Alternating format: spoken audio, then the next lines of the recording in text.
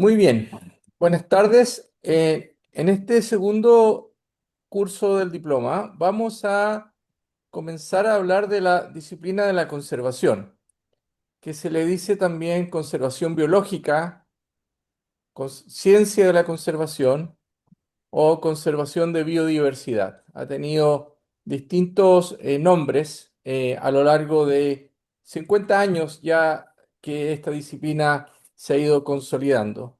Si la ecología tiene aproximadamente 150 años, la disciplina del manejo de vida silvestre, que estaba fundamentalmente orientada a regular la caza de animales o el game management, tiene aproximadamente 100 años de antigüedad como disciplina. Eh, la disciplina de la conservación o la preocupación de los científicos por la rápida pérdida de biodiversidad es bastante reciente, tiene apenas 50 años y en estos 50 años se ha avanzado mucho en este tema.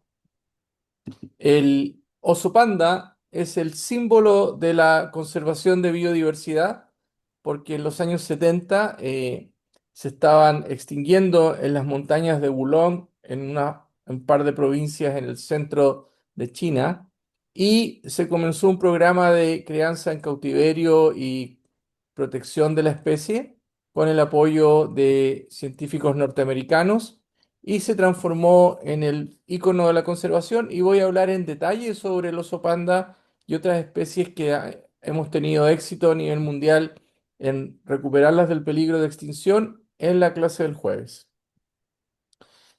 Hoy día vamos a introducir conceptualmente qué es la conservación de biodiversidad, qué es lo que es esta disciplina científica, cuáles son sus principales atributos y características.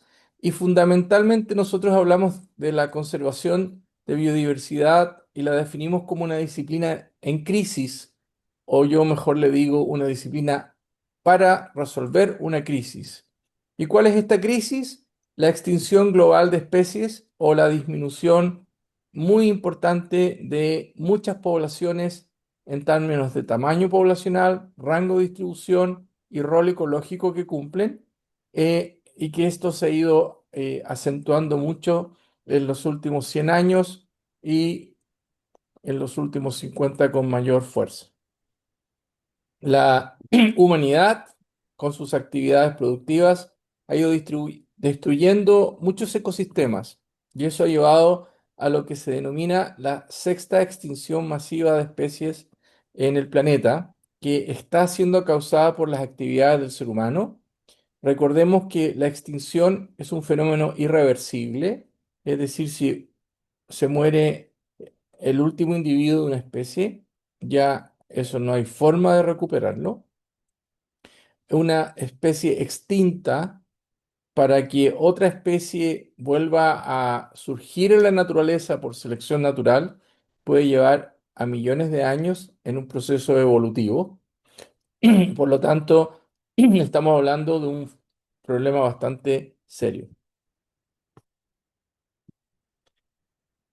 ¿Cuál es la principal causa de pérdida de biodiversidad? Es la destrucción o modificación de hábitats. Por ejemplo, si yo tengo un humedal y hago un dren, un canal y le saco el agua, bueno, voy a cambiar el estado de ese ecosistema y donde había un espejo de agua ya no va a haber y donde habían especies que vivían en ese espejo de agua ya no van a estar. Y eso es la destrucción o reemplazo de un hábitat por otro tipo de ambiente. Cuando yo hago casas en un bosque y corto el bosque para hacer casas, estoy cambiando el uso de suelo desde un bosque a una zona de condominio. Pero los hábitats también se pueden fragmentar, es decir, que yo haga carreteras, eh, eh, saque ciertos elementos del ecosistema y quedan separados ciertas secciones del ecosistema y eso se llama fragmentación de hábitat. Hoy en día estamos muy enfocados en los bosques tropicales, en los arrecifes de coral y en la pérdida de las praderas de ambientes más cálidos, las sabanas como la sabana africana, porque es o son los ecosistemas donde aún hay grandes porciones de ecosistemas en buen estado y que están siendo hoy día cortados, deforestados, transformados. Pero los bosques templados y los ecosistemas mediterráneos como Chile Central o el ecosistema mediterráneo de Europa eh, también son muy importantes y estamos poniéndole a lo mejor menos atención a escala planetaria, no porque no estén siendo deteriorados, sino que porque lamentablemente ya fueron deteriorados o han sido transformados desde hace siglos. Entonces, cuando estamos preocupados de la deforestación del sudeste asiático o estamos preocupados de la muerte de los arrecifes de coral en Australia, eh, es porque aún quedan esos tipos de ecosistemas en un grado de cuidado o en un grado de funcionalidad importante y lamentablemente muchos otros ecosistemas los hemos ido deteriorando hace siglos antes. Desde el punto de vista de la conservación de biodiversidad, proteger a los hábitats en estado natural, si están en una buena condición de conservación, en un buen estado de funcionamiento, con una buena estructura y poblaciones funcionales, siempre va a ser mucho más efectivo y mejor proteger un ambiente que tener que volver a restaurarlo después. En estos 50 años hemos logrado convencer a la humanidad en gran medida, aunque muy pocos son los que están realmente tomando decisiones al respecto o tomando acciones concretas, pero ya hay cierta conciencia global de que la pérdida de seres vivos, la pérdida de biodiversidad, es una pérdida de riqueza, oportunidades, bienes y servicios de todo tipo para la humanidad. Pero también en estos 50 años hemos aprendido a que no podemos poner en contra de los intereses de la sociedad, intereses económicos, e intereses de desarrollo, intereses de beneficios para las personas. No podemos poner la conservación en contra de los otros intereses de la comunidad, sino que tenemos que buscar el sinergismo entre las actividades sociales, económicas, productivas y la conservación. Porque en esa ecuación de sinergismo tenemos más éxito que en la ecuación del proteccionismo, donde le decimos a todo que no, ¿ya? La biodiversidad constituye una fuente de alimentos, medicamentos, fibras, nuevos materiales, eh, sistemas de desarrollo de productos, de ingeniería, de estructuras, las estructuras de las alas de los insectos, la forma de vuelo de los pájaros, ha tenido tremenda utilidad en la ingeniería aeronáutica, por ejemplo. La biodiversidad y los paisajes y los ecosistemas naturales son fuente fundamental de desarrollo y beneficios económicos por turismo y muchos otros servicios ecosistémicos. Wilson, Edward O. Wilson, que es uno de los pioneros de la disciplina de la conservación de biodiversidad y que también fue uno de los pioneros en el estudio de la socioecología o la conducta social de los animales. Primero que nada fue experto en eso y también fue el padre, junto a MacArthur, del concepto de biogeografía de islas que vamos a ver más adelante en este curso de conservación.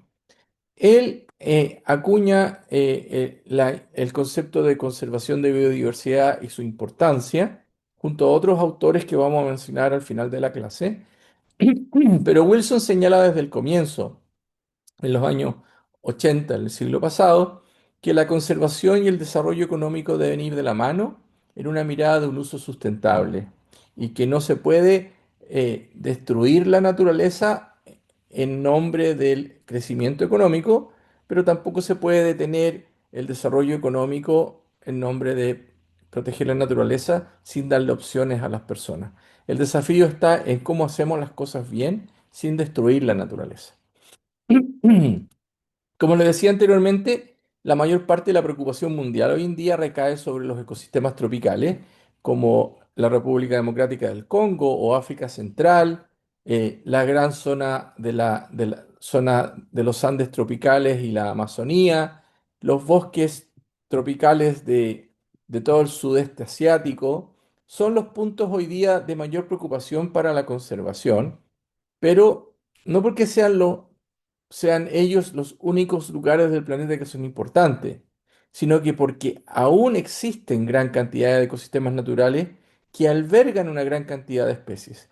Entonces, la distribución de la biodiversidad, insectos, plantas, animales, microorganismos, no está distribuida de igual manera en todo el planeta. Y tenemos distintos tipos de biomas con distintas condiciones ecológicas, climáticas, dadas por la latitud, por su grado de continentalidad o por su grado de procesos evolutivos y de migración de especies a través de todo lo que es la deriva de los continentes. Tenemos entonces que el planeta Tierra con sus biomas tiene distintos tipos de especies y distintas cantidades de especies en los distintos taxones o grupos taxonómicos eh, que no están distribuidos en forma uniforme en el planeta, ¿ya? Y sabemos que donde hay mayor diversidad de especies por kilómetro cuadrado es en las zonas cercanas al Ecuador o los ecosistemas denominados como tropicales, ¿ya? La conservación moderna entonces hoy día integra la ciencia, las políticas públicas, la legislación, el desarrollo sostenible para enfrentar una crisis global de pérdida de biodiversidad. La disciplina de la conservación biológica se sustenta en gran medida en la ecología, que ya ustedes son ecólogos, ¿cierto? Ya estudiaron ecología, pero recurre a muchas otras disciplinas que sin ellas no sería posible poder implementar acciones para disminuir la declinación de las especies, el deterioro de de los ecosistemas y la pérdida de biodiversidad. Entonces, en la disciplina de la conservación entran abogados, geógrafos, educadores, profesores, entran sociólogos, economistas, administradores públicos, porque el gestionar cómo una sociedad protege, mejora, reproduce, recupera naturaleza y a su vez tienes acciones productivas, etcétera, tiene que ver con todos estos actores de la sociedad que son muy importantes. Si hacemos un calendario apretado de los grandes hitos de la conservación, nos vamos a dar cuenta que la disciplina de la conservación biológica como tal recién se comienza a sistematizar el concepto de conservación biológica y la preocupación por la pérdida de biodiversidad como una preocupación fundamental que la humanidad empieza a asumir con fuerza, ocurre con la estrategia de conservación de biodiversidad que aparece en los años 80, en el año 1980 se comienza a acuñar este concepto de conservación biológica, comienzan una serie de científicos que se dedicaban a la ecología y que se dedicaban al manejo de vida silvestre, dicen, nosotros nos queremos preocupar de la crisis masiva de extinción de especies. Esa va a ser nuestra principal preocupación y se crea la Sociedad de Conservación Biológica, se publica la primera estrategia mundial de conservación con el oso panda como logo representativo, porque una organización no gubernamental que era la World Wildlife Fund o WWF tenía al oso panda como el símbolo de la conservación mundial y después vamos a ver por qué es tan importante el panda en ese sentido. A partir de ya el año 1990 se establece la Estrategia Mundial de Desarrollo Sostenible por las Naciones Unidas y en la Cumbre de Río en 1991 se firma y publica la Estrategia Mundial de la Convención de Biodiversidad. La Convención de Biodiversidad es un tratado internacional al cual adhieren los países comprometiéndose a adoptar sus criterios y sus conceptos en las legislaciones de los países internas. Y en 1991, ¿cierto?, las Naciones Unidas promulga esta Estrategia Mundial de Conservación de Biodiversidad, que yo se las voy a dejar como lectura, porque creo que cualquier persona que quiera trabajar en este tema debería leerla Y la Estrategia Mundial de Conservación de Biodiversidad define dos grandes herramientas para salvar a las especies del peligro de extinción. La conservación in situ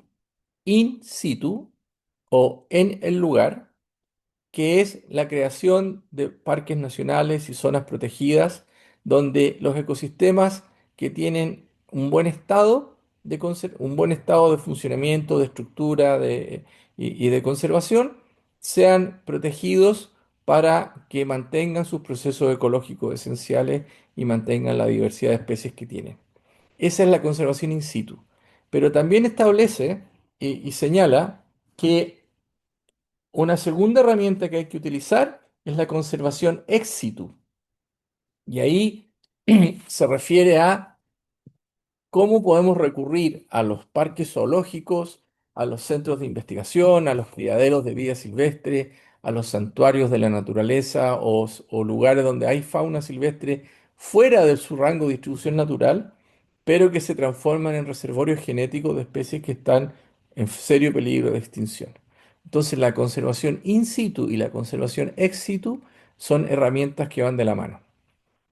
Al llegar al siglo XXI, a los albores del siglo XXI, empezamos a acuñar el concepto de salud de ecosistemas y el año 2005 se promulga el Millennium Ecosystem Assessment, que fue una evaluación mundial del estado de los ecosistemas del planeta en términos de su funcionamiento, su composición de especies, su grado de amenaza por distintas actividades humanas, su grado de vulnerabilidad a la perturbación y a las actividades humanas.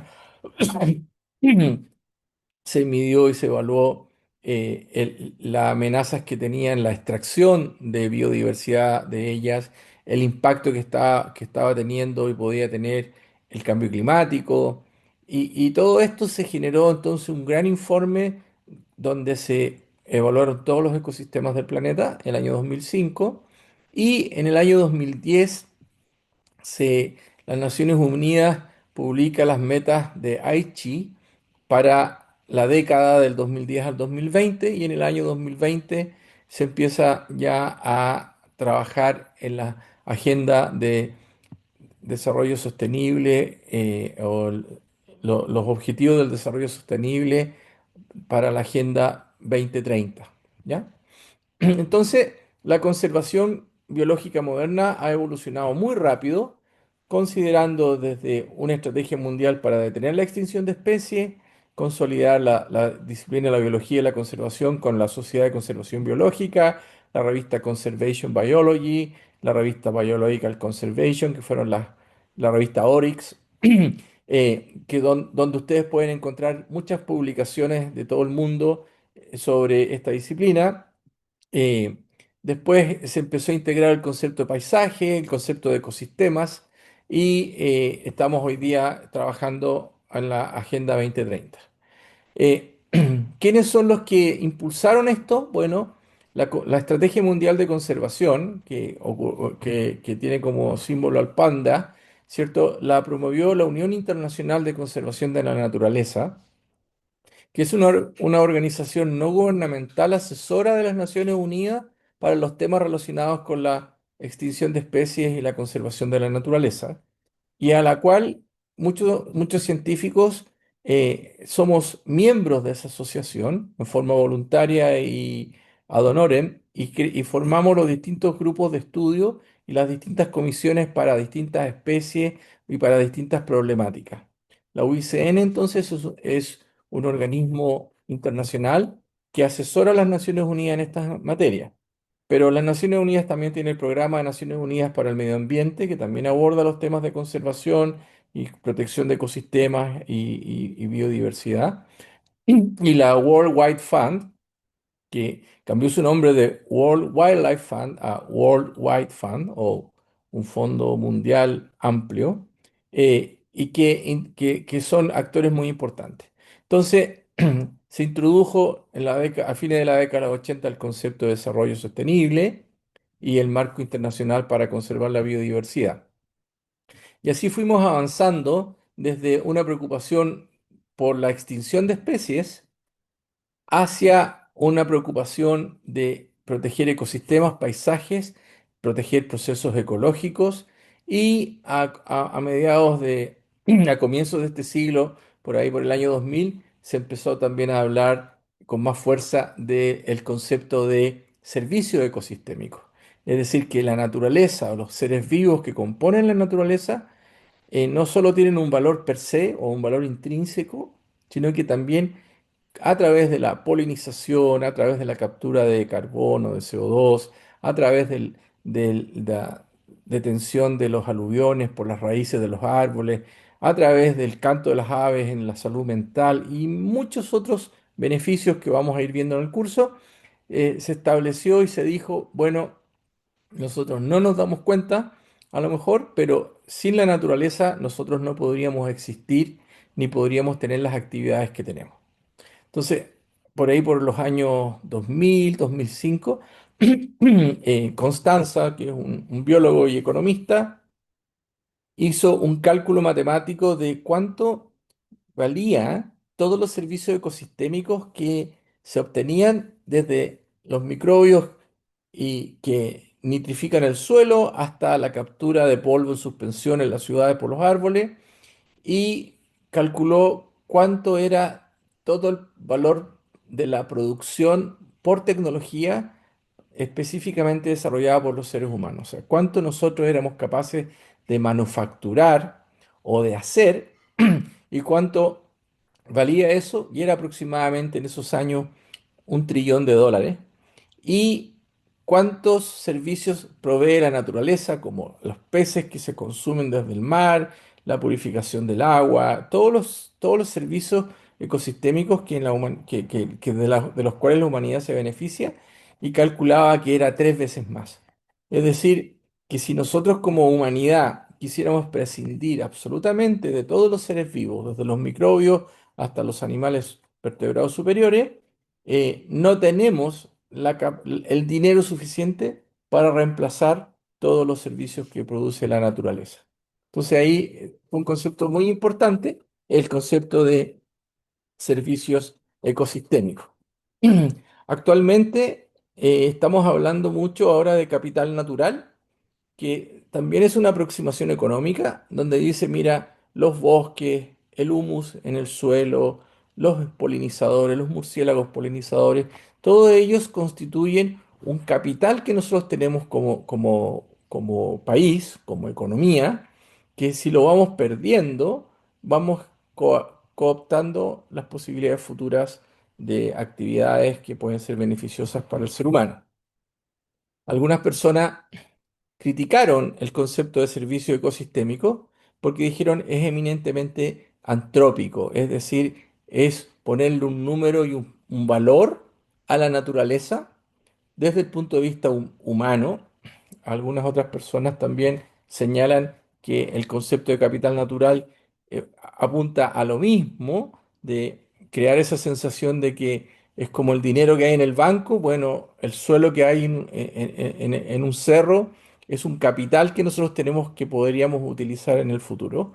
Pero ambos conceptos son muy importantes porque ambos conceptos nos permiten conversar y nos permiten llegar a estrategias que involucran el colaborar y el tomar decisiones con los políticos, con los economistas y con los otros intereses de la sociedad.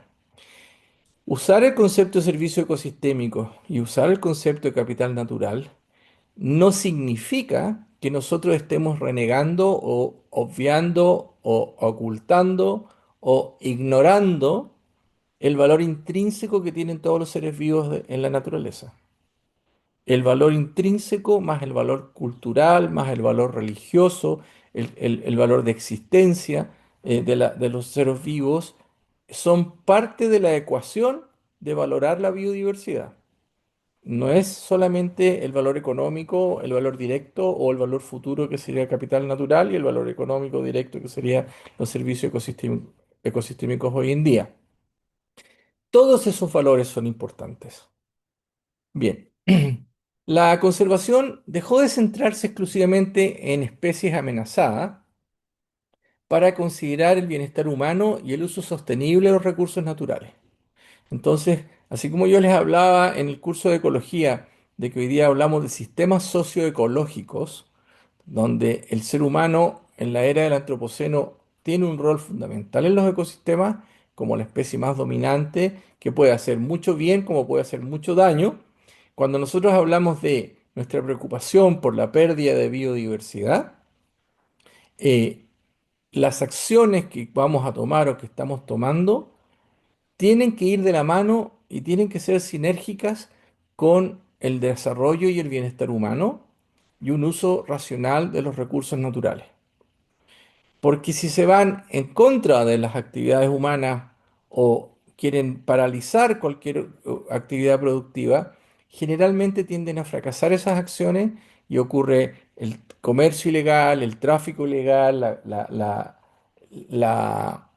la presión económica por pasar por encima de la conservación de biodiversidad.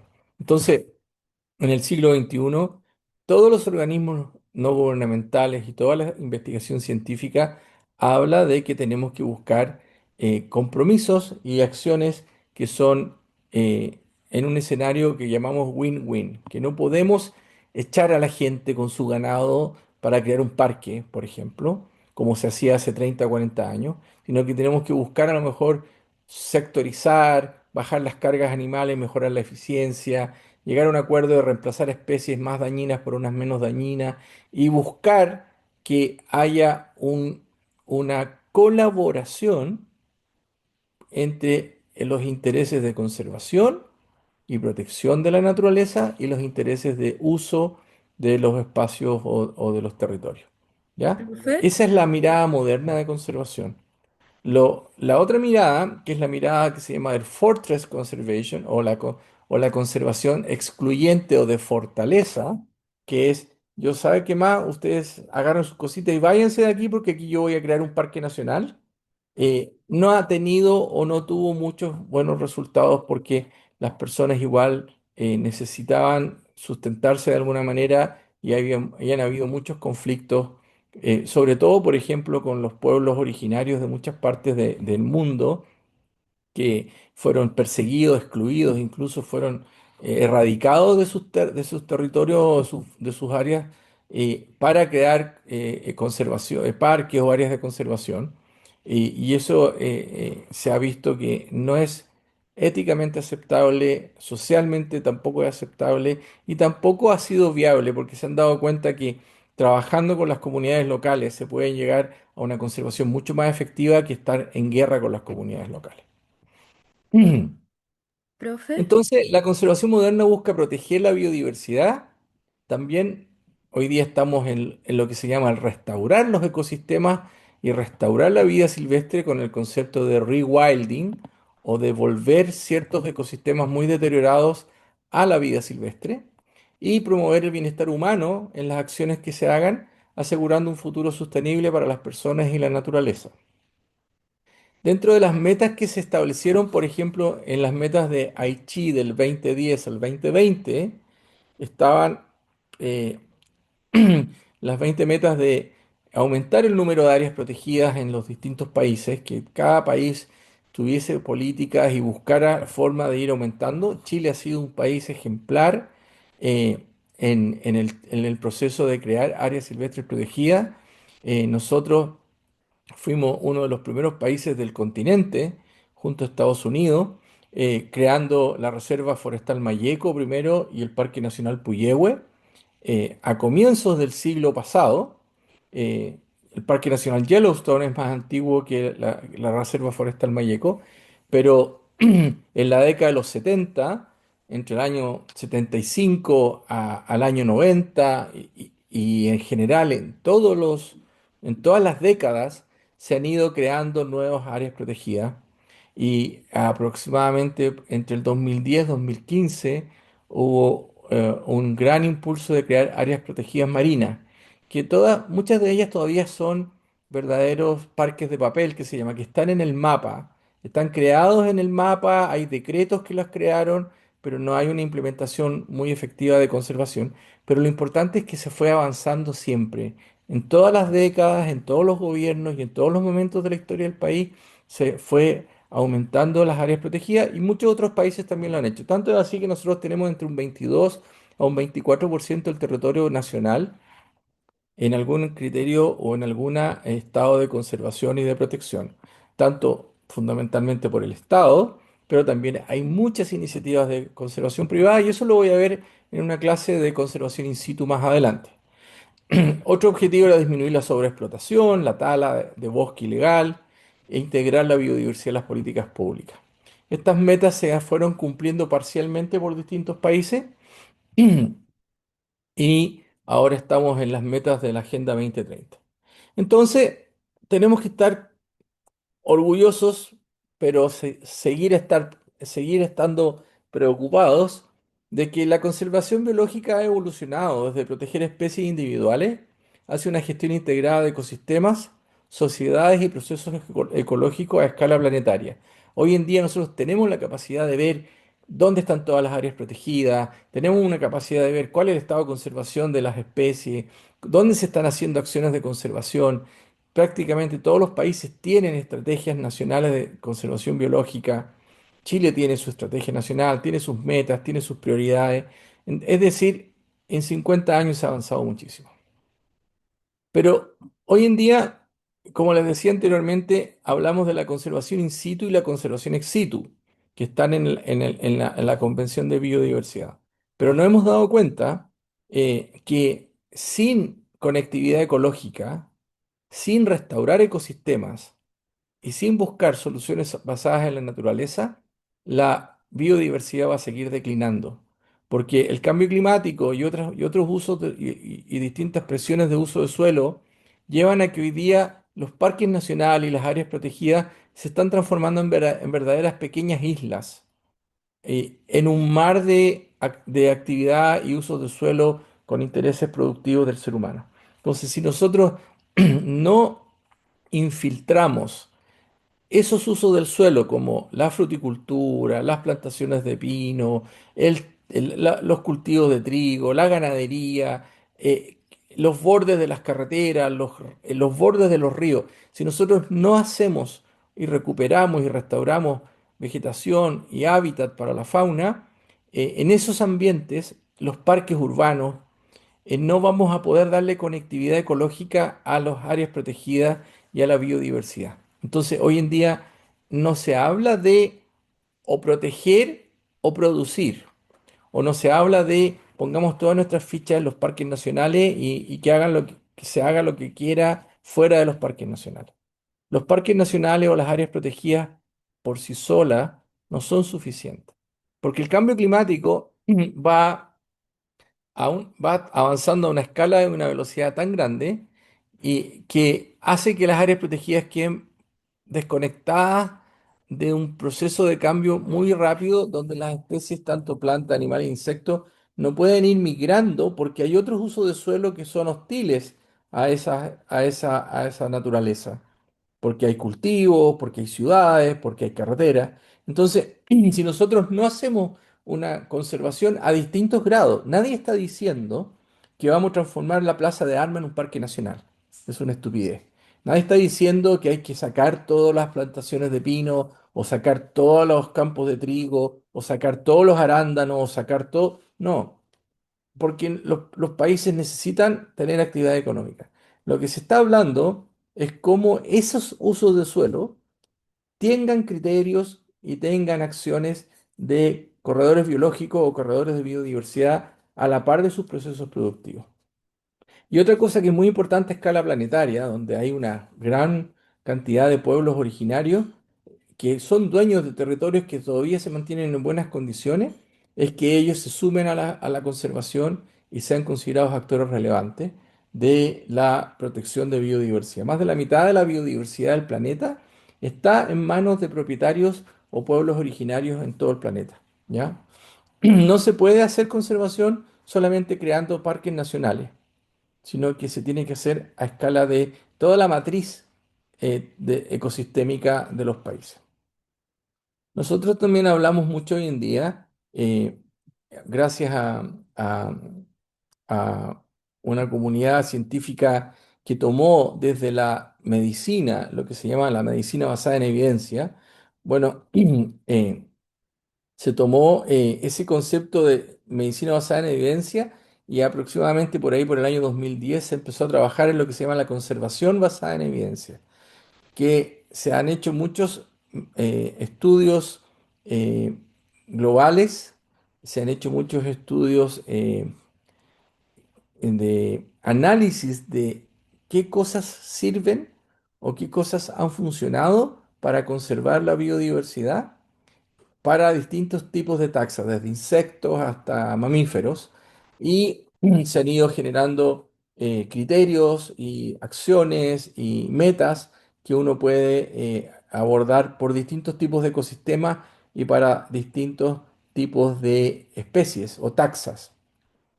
La metodología que permite analizar un sinnúmero de estudios sobre una problemática se denomina meta-análisis, ¿ya?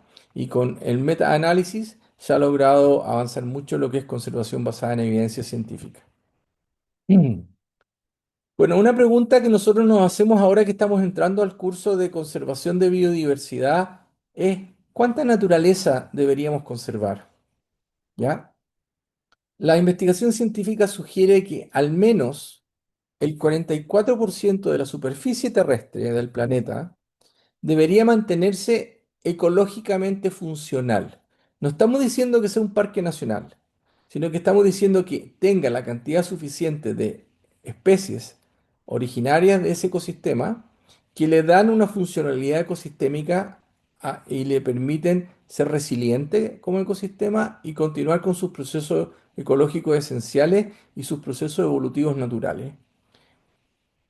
Wilson hablaba de la mitad de la Tierra. Él planteaba que la mitad del planeta debería estar conservada para sustentar todo lo que la humanidad necesita en la otra mitad del planeta.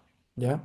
Es una meta bien ambiciosa que se llamaba Half Earth o la mitad del planeta, y la estrategia de la Agenda de Desarrollo Sostenible de las Naciones Unidas habla de llegar, ojalá, a un 30% del planeta en algún grado de protección y conservación, ¿ya? Entonces, la Agenda 2030 apunta a llegar a ese valor y teniendo un 30% de los ecosistemas terrestres protegidos y aproximadamente un 20% de los ecosistemas marinos. ¿Cuánto, ¿Cuántos millones de kilómetros cuadrados necesitan medidas de conservación porque están amenazados o están siendo sobreutilizados? Aproximadamente 64 millones de kilómetros cuadrados. Recordemos que Chile tiene 750.000 kilómetros cuadrados, ¿ya? Entonces, 64 millones son los kilómetros cuadrados de todos los tipos de ecosistemas que hay en el planeta que requieren conservación. Eh, que es aproximadamente, como les decía, un 44% de la superficie terrestre, debería mantenerse ecológicamente sana, pero tenemos gente viviendo en esos lugares. Aproximadamente 1.800 millones de personas viven en zonas que son ecosistemas prioritarios de conservación, ¿ya? Y hay una presión de utilización, de deforestación, de drenaje de humedales, de aumento de la expansión urbana sobre ecosistemas frágiles de unos 1,3 millones de kilómetros cuadrados que se siguen convirtiendo de aquí al 2030 para producir alimentos, cultivos, ganadería, expansión urbana, etcétera. Entonces el desafío no es menor, es un desafío bastante grande que hay que conciliar con las políticas económicas y de bienestar de la sociedad. Ya tenemos, gracias a toda esta mirada ecosistémica global, tenemos un claro entendimiento de qué porcentaje por tipo de ecosistemas o biomas del planeta, qué porcentaje hoy día está bajo protección, cuáles están con mayor protección y cuáles están muy poco protegidos. Solamente les voy a mencionar que los pastizales templados, las grandes praderas de Estados Unidos, por ejemplo, y otras zonas de pastizales templados, son las que están menos representadas en las áreas protegidas y son las que albergaban una gran cantidad de mega herbívoros, sobre todo, y acumulaban una gran cantidad de carbono bajo el suelo. Los ecosistemas tropicales húmedos se ha hecho mucho, se ha llegado hasta un 25 o un 30% de protección, una prioridad muy alta porque en los ecosistemas tropicales húmedos y en los bosques tropicales secos es donde hay mayor cantidad de endemismo y mayor cantidad de especies por kilómetro cuadrado. Pero fíjense ustedes que los bosques templados están fuertemente amenazados y requieren también de conservación, aunque tienen menos biodiversidad, son muy importantes. Si nos vamos a los ecosistemas que nos interesan a nosotros, como los ecosistemas mediterráneos, el grado de representación en las áreas protegidas del planeta, esto es a escala planetaria, es de un 15 a un 20%, es muy bajo. Y los ecosistemas mediterráneos, como el de Chile Central, tienen un alto endemismo de flora y fauna y son los que más han sufrido la transformación por avance urbano y por actividad silvoagropecuaria porque son ambientes ideales para la agricultura. Los humedales también están muy amenazados a escala planetaria, con menos de un 15% de protección efectiva. Entonces, aquí hay un primer criterio que es importante, que no todos los biomas del mundo están igualmente de bien protegidos, que no todos los biomas del mundo tienen el mismo número de especies, pero sí tienen atributos particulares como endemismos o condiciones, adaptaciones ecológicas propias que son importantes de proteger en distintos ecosistemas del planeta. Eh, pero también hay que tener en cuenta que no basta solo con aumentar el porcentaje protegido o aumentar las áreas protegidas, sino que también importa la conectividad de las áreas protegidas, importa cuáles son las amenazas que tienen, si tienen amenazas estocásticas o el grado de vulnerabilidad por el cambio climático y ese tipo de cosas. A cada tipo de ecosistema le tenemos que hacer su análisis particular. Entonces, la conservación ya no consiste únicamente en proteger a través de parques nacionales, también requiere una gestión sostenible de los territorios donde viven las personas, la agricultura, las plantaciones y la ganadería. Incluso estamos hablando hoy en día de que los parques urbanos son verdaderos refugios climáticos para vida silvestre, porque los parques urbanos y las zonas periurbanas van a mantener acceso o disponibilidad de agua en zonas que se están volviendo desérticas. Por lo tanto, se habla de que los parques urbanos pueden ser los lugares donde persista vida silvestre que en otras zonas va a desaparecer. Entonces, la conservación es una acción activa, que no es lo mismo que protección. Protección es que tomo un territorio determinado y le pongo una cerca alrededor y no dejo entrar a nadie ni hacer nada ahí. Eso es proteccionismo.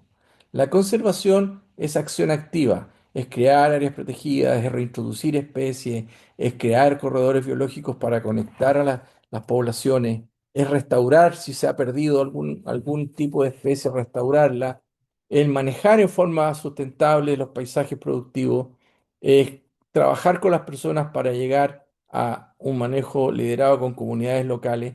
Entonces, conservar no es lo mismo que proteccionismo. Conservar es una acción activa basada en evidencia científica y en acciones conocidas que pueden resultar.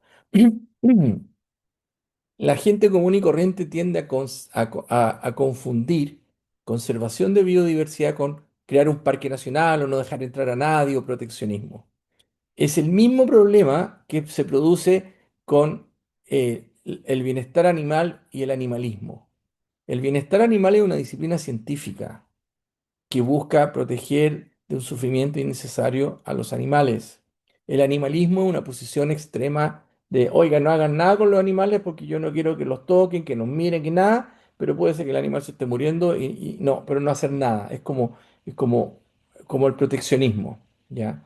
Y en el mundo moderno se utiliza el bienestar animal para el cuidado de los animales y se utiliza la conservación de biodiversidad para el cuidado de las especies y los ecosistemas, ¿ya? ¿Por qué?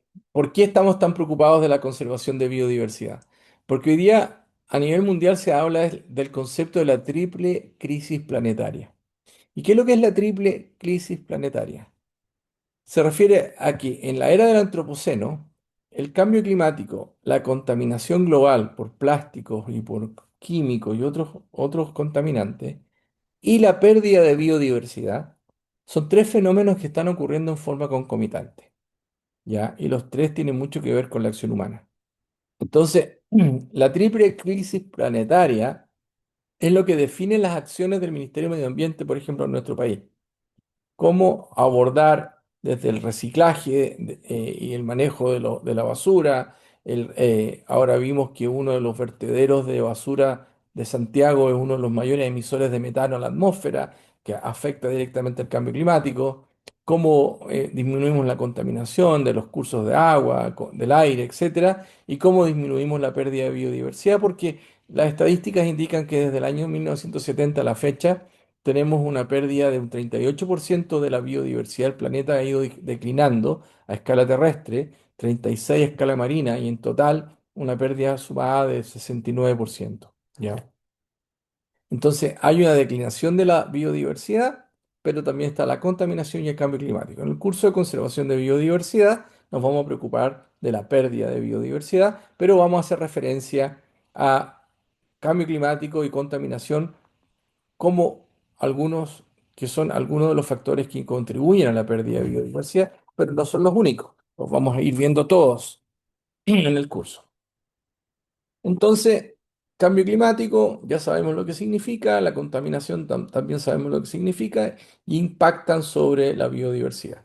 En la pérdida de biodiversidad nos preocupamos de la extinción de especies, de la fragmentación de hábitat, de la conversión de ecosistemas naturales a otros usos de suelo y la declinación de las poblaciones de las especies, lo que los lleva a entrar al peligro de extinción. Lo más importante como agente global e histórico de pérdida de biodiversidad ha sido el cambio de uso de suelo o la destrucción de hábitat. No solo cortar bosques, sino que drenar pantanales, eh, eh, usar praderas, transformarlas en cultivo. Todo eso es lo que lleva a la mayor causa de pérdida de biodiversidad por siglos, ha sido el cambio de uso de suelo. Desde el punto de vista de las causas globales de declinación de la vida silvestre, lo que más ha afectado sobre todo los vertebrados terrestres ha sido la explotación directa, la caza, la explotación de ellos, el cambio de uso de hábitat o que transformamos un bosque en una pradera para ganado, todas las especies que vivían en el bosque ya no pueden vivir ahí, y en mucho menor medida el cambio climático y otros problemas, ¿ya? Entonces, la sobreexplotación, como cazar elefantes para el marfil, matar rinocerontes para los cuernos, qué sé yo, la venta de animales silvestres como mascotas, como todos los papagayos, todos los loros, todo eso ha sido una causa fundamental de declinación de la vida silvestre y también el reemplazo de hábitat. Entonces, eh, creo que hemos dado todos los antecedentes para decir que la biodiversidad sostiene la vida en el planeta y sostiene la vida de las personas. Y nosotros como país tenemos un tremendo desafío, porque tenemos prácticamente todos los tipos de ecosistemas, menos los bosques tropicales secos y los bosques tropicales húmedos, y alguno otro más que se me va, los manglares, tampoco tenemos manglares, y tampoco tenemos una contribución muy grande en lo que es arrecifes de coral. Pero todos los demás ecosistemas del planeta están en Chile porque es un país que tiene desde el altiplano hasta la Antártica. Tenemos distintos tipos de biodiversidad, como en el desierto de Atacama. Tenemos biodiversidad muy importante con muchas tasas de endemismo de plantas, insectos y animales, como el bosque mediterráneo y el matorral arbóreo arbustivo de Chile central. Tenemos la selva valdiviana, el bosque andino templado, lluvioso del sur de Chile. Tenemos los ecosistemas de estepa y praderas frías y fiordos como la Patagonia y las grandes zonas de bosques deciduos en la cordillera de los Andes y en el extremo sur en Tierra del Fuego. Y también tenemos ecosistemas insulares con altas tasas de endemismo y especies muy interesantes en nuestros sistemas de islas y también una responsabilidad importante hacia la biodiversidad subantártica, los ecosistemas marinos y el casquete de hielo del continente antártico. Es decir, somos un país con una rica biodiversidad. Uno de los sellos de Chile frente al mundo no es la Torre Eiffel, no es el Coliseo Romano, no es la Gran Muralla China. Lo que nosotros le ofrecemos al mundo son las Torres del Paine, los geysers del Tatio, los Moai de la isla de Pascua, nuestra naturaleza en muchos sectores indómita y un paisaje y una diversidad de especies muy importante, junto a todos los productos silvoagropecuarios y la gran minería. Esos serían los tres grandes atributos que tiene Chile que le ofrece al mundo. Y creo que hemos entendido bien esa realidad y tenemos hoy en día una industria de ecoturismo que se gana todos los premios de todos los rankings en todos los años y tenemos hoy día mucho que proteger y que seguir manejando en forma inteligente. Entonces, eh, me quedan un poquitos minutos y de ahí después después del recreo vienen unas actividades de autoaprendizaje. Así que si me dan 5 minutos termino la clase de un solo viaje y después del recreo ya los dejo libres. Un concepto que nos va sí voy a dar tiempo para preguntas. Un concepto que nos va a acompañar durante el curso es el concepto de los hotspots de biodiversidad.